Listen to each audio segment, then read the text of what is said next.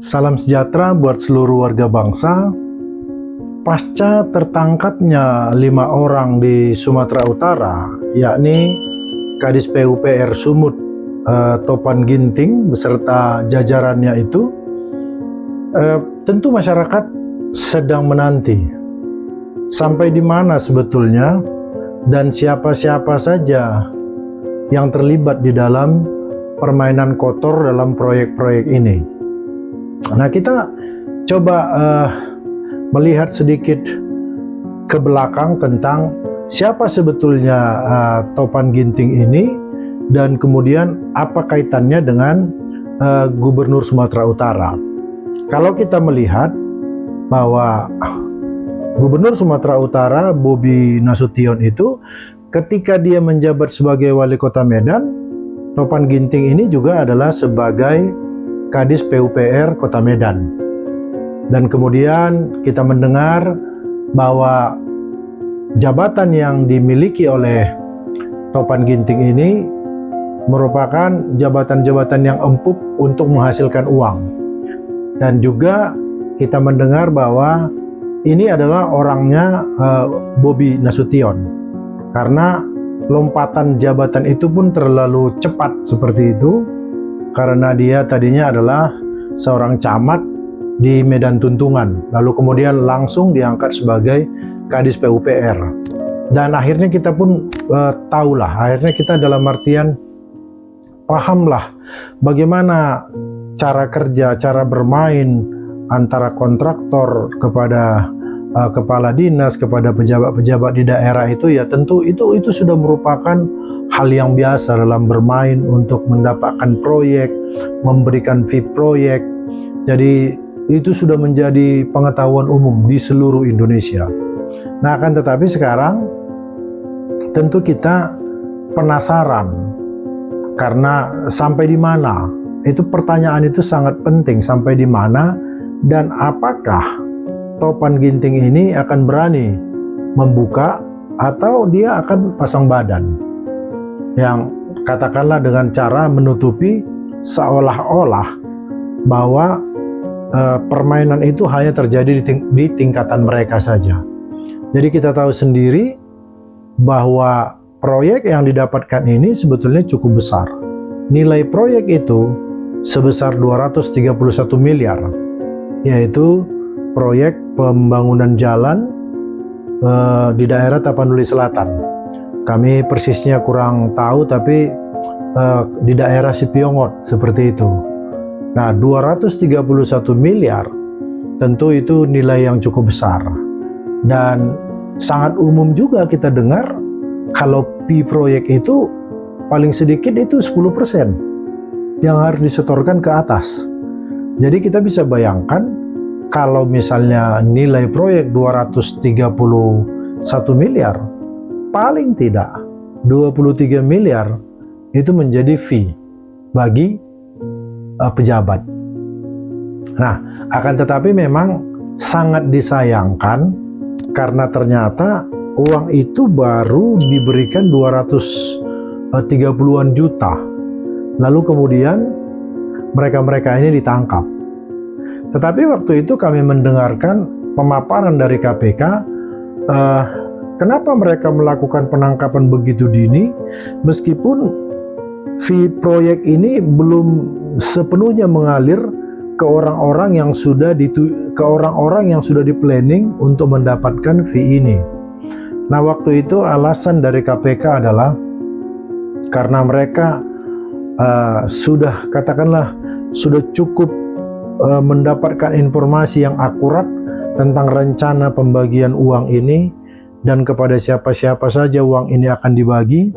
Ya, mungkin saja kalau dari omongan juru bicara KPK waktu itu, mungkin saja mereka sudah menangkap seluruh isi pembicaraan ini, dan artinya semua orang-orang yang terkait sudah terlibat dan sudah punya komitmen untuk mendapatkan fee. Maka meskipun uang itu belum masuk ke rekening mereka masing-masing, mereka sudah ditangkap.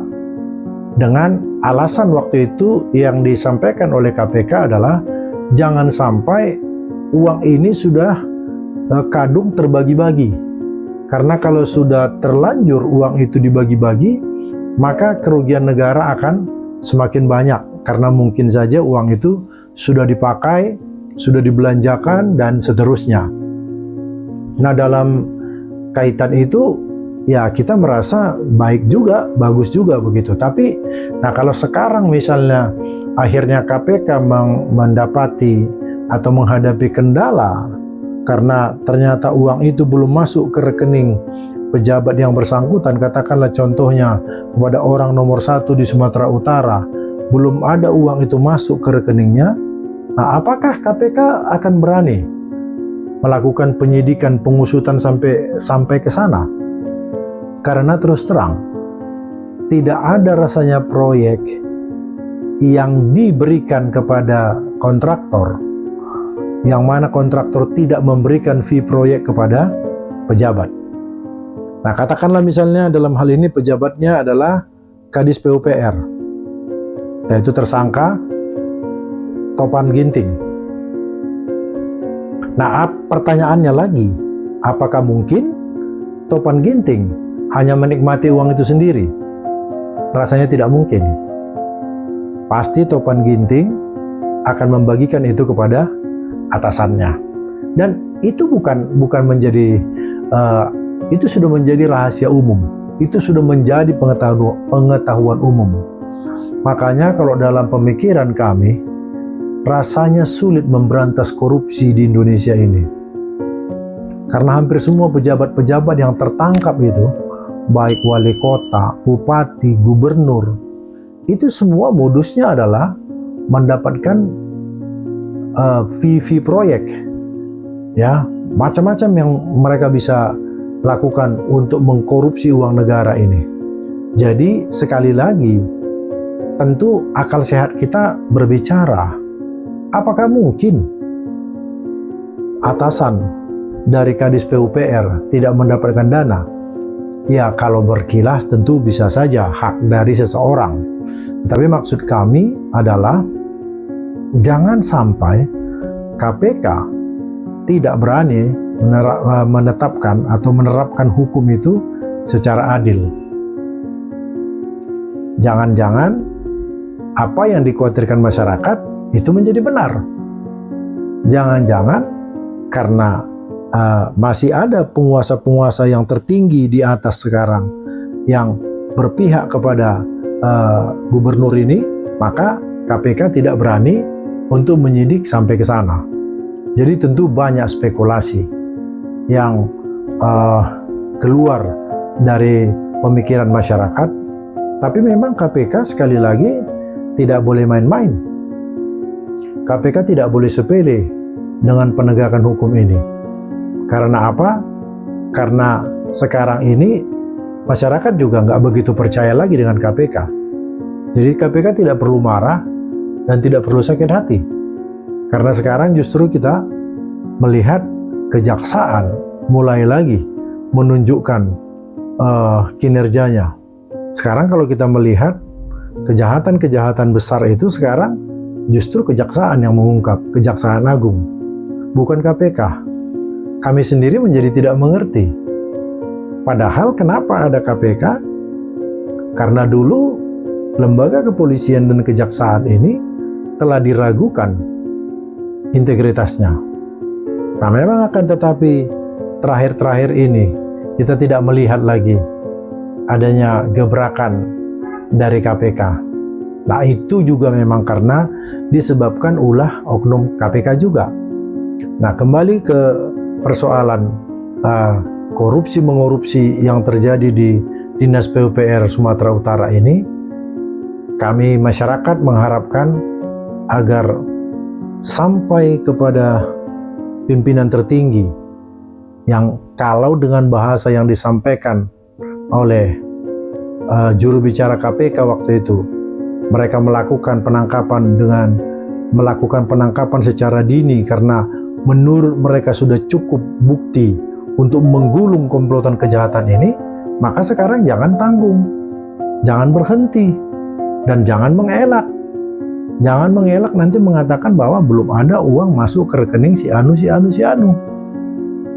Karena itu statement dari KPK sendiri yang menyatakan bahwa mereka sudah meyakini